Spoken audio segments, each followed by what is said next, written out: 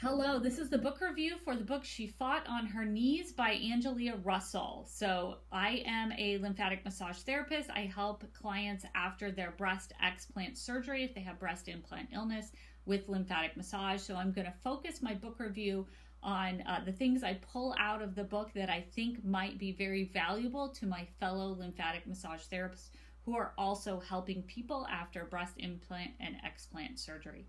So, this book is Angelia sharing her journey with you from getting breast implants to slowly coming down with the symptoms of breast implant illness, finally going to the surgeon and having her explant surgery, and then continuing on her health journey after her explant surgery.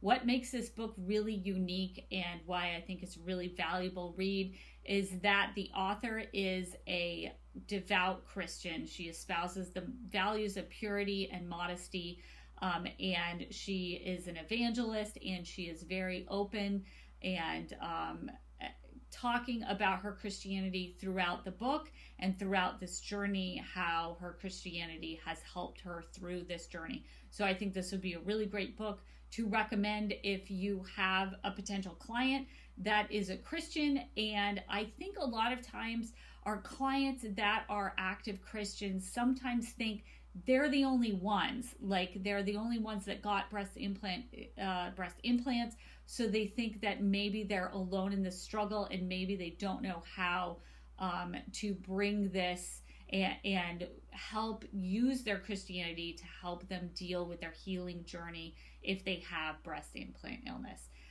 So we'll look at some things about this book that I think will help us with our clinician presence, help us be better massage therapists, and help these clients. We'll look at some themes in the book that I really liked, and then she has one really great tip that I'll share with you finally. So let's start with the clinician presence.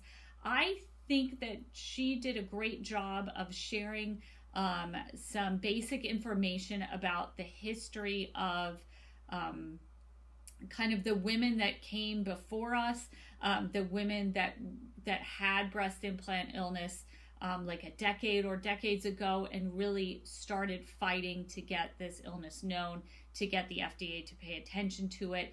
And reading into the story and knowing some of the history, like ever since in the 20th century when Connie Chung had her interview about breast implants, and to kind of understand that this has been going on for decades.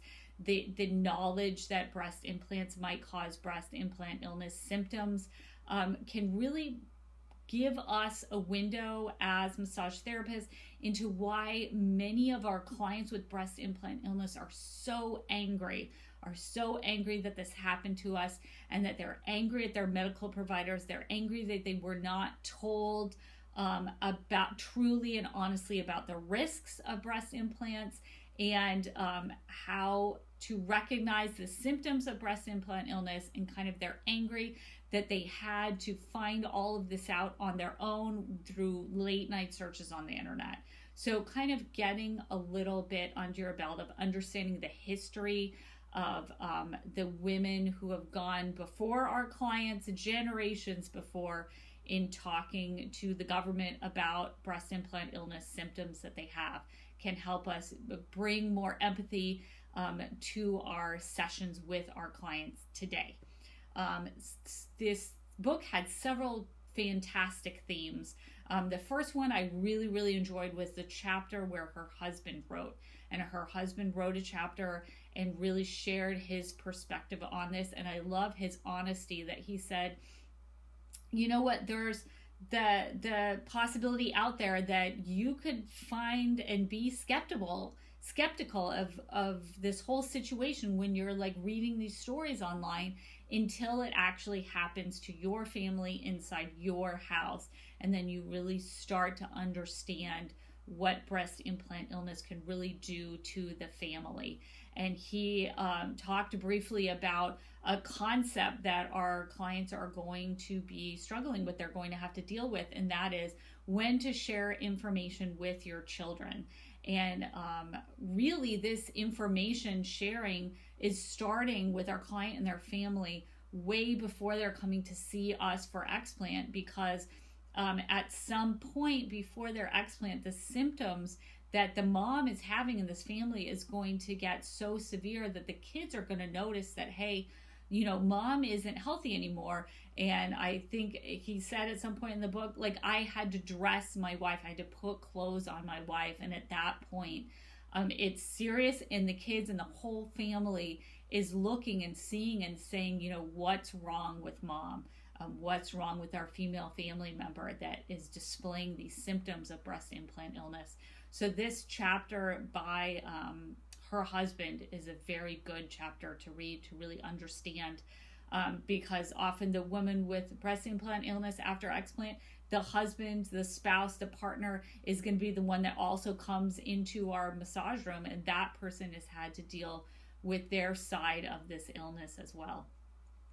She also talks very powerfully about the power of forgiveness. So I talked about the anger before in this book review, and then she has this really strong chapter on the power of forgiveness from a Christian perspective. So again, would be a really great book for a client that was looking for guidance on how to walk this journey that she's walking with her Christianity. To use her Christianity to help her through this healing journey that she's going on. So really great chapter on the power of forgiveness.